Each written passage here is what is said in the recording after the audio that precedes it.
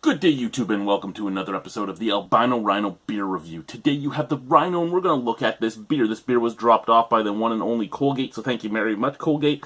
He actually picked this up at one of the brand new breweries here in Ontario. What do we have? Ingredients: water, malted barley, malted wheat, hops, and yeast. Handcrafted beer, brewed and packaged in Southampton, Ontario, on the beautiful shores of Lake Huron. This is Outlaw Brew Co.'s Lagered Ale. Outlaw Brew Co.'s Lagered Ale is 4.8% alcohol. As most of you know, a Lagered Ale usually would be a Kolsch. We are not drinking this cold. It's basement temperature. Born and brewed in the country. I don't like my beers cold, so I don't drink them cold, is basically what it comes down to. Woo! Pour into the iron spike glass from Railway City. Now, this might not be as refreshing as it could be due to it being basement floor temperature rather than refrigeration temperature. But the one good thing about the style of beer and everything else is it will let me see if I detect any flaws in it. I kind of like the cans. I mean, if all their beers are this and just like different colors and stuff, that could be a very good branding right there. So, nice golden color, super crystal clear. You can see the camera through it. And I mean, I'm legally blind, so if I can see something through it. Lots of head, big bright white head, lots of snap, crackle, pop. It is fading rather quickly, as you can see, but it did form up quickly too. Actually, there is carbonation moving in there, but not as much as I would have expected for the amount of head I got, because I did not really pour that very aggressively at all. Let's just pour a little bit more into the glass. Bang. Now let's give her all a sniff, shall we? Now it looks more presentable. I wish that the liquid was above the iron spike, but that looks more presentable.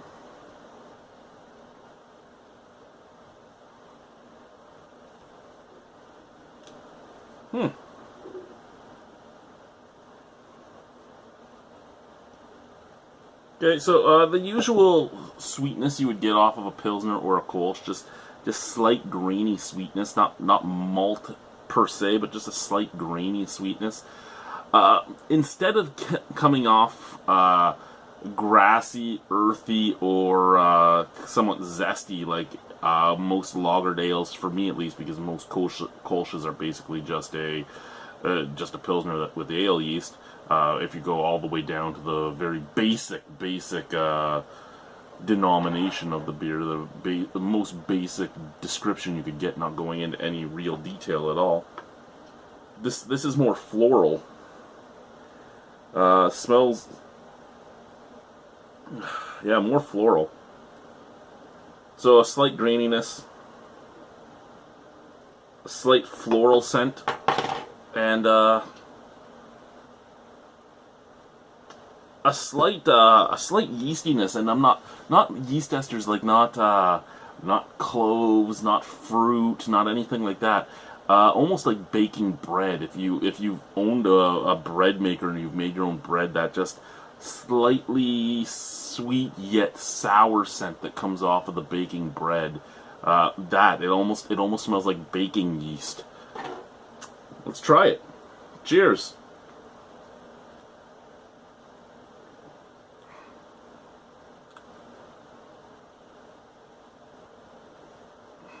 Okay, so like I originally stated, probably not quite as refreshing as it could have been if it was cold. I do think Kolsch's, Pilsners, a lot of North American lagers, all that sort of stuff, you really probably should be drank cold. There's a fly down here. It's probably coming from the mound of bottles over there.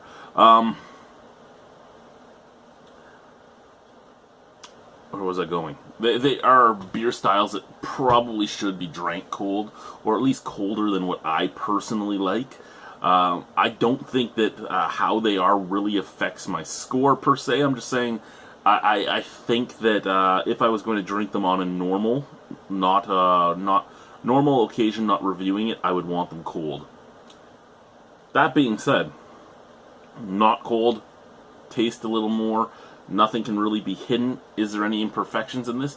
No. Now, when I had an Outlaw brew, I had 2 Outlaw brews from the college, and one of them did have some imperfections and one of them didn't. Albeit, talking to a lot of people that have gone out of the college, I've heard that there are some problems with keeping temperature and other such things at the college. So, I mean, it might not be fair judging all these guys on their brewing from what they give out at the college. And that's just talking to some of the people that have graduated and that I trust their brewing techniques and styles and everything else. So, let's go in for another sip here.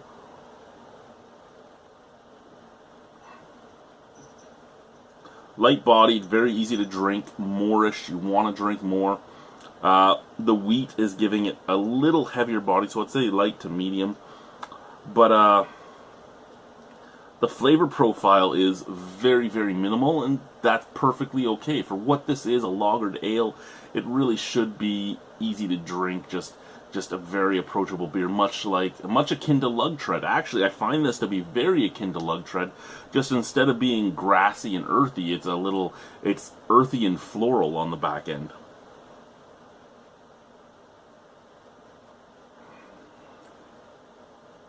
So just a nondescript graininess up at the forefront with a tiny touch of sweetness.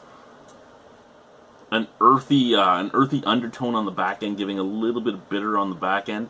And then a slightly sweet floral taste, almost as if it was a chrysanthemum or jasmine tea. Really, to me, this is very much like Lagered, just earthy and floral instead of earthy and grassy.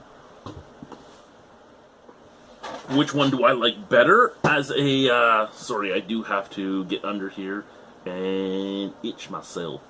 It's not my sack, don't worry, I'm not being completely disgusting. I was itching my thigh, but the underneath of my thigh. It got itchy, okay? Sometimes you can't wait. You can't wait all the time. You try, but you can't. There's times where things happen and you just have to do it. I've lost my train of thought. Which one do I like better? Personally, to drink, I like the earthy, grassy tones better. I'm not a big floral, hoppy fan, and I don't know if that's what they really went for. If it's my paradigm, just picking up something weird. I don't know, but really, I don't care. It's a good beer. It's a very easy drinking beer. It's under 5%, so you could put a bunch of them back. It's canned, so you can take this camping. You can take this to the beach. You can take this wherever you want.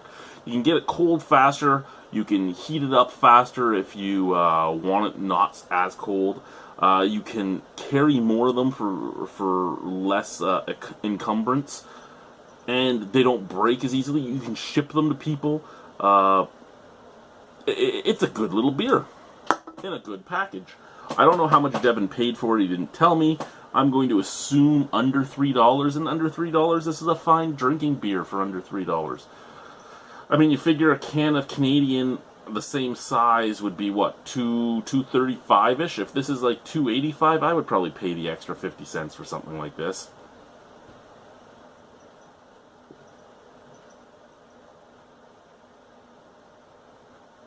It's actually quite nice for me personally to find a bunch of craft breweries putting out lagers that are more what I want. They're not just hop bombs or anything like that. They're just very easy drinking, subtle flavored beers.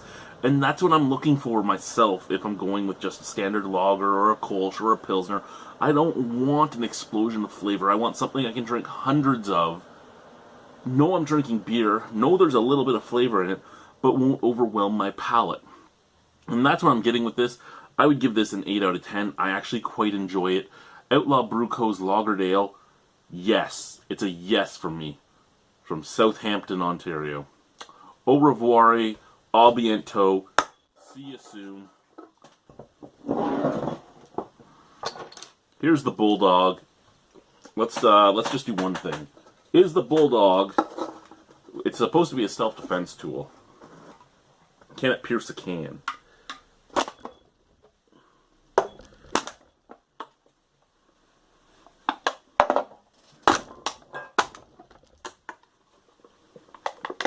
No.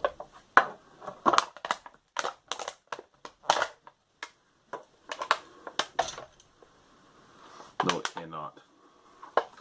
So if you're wondering, can it pierce a can?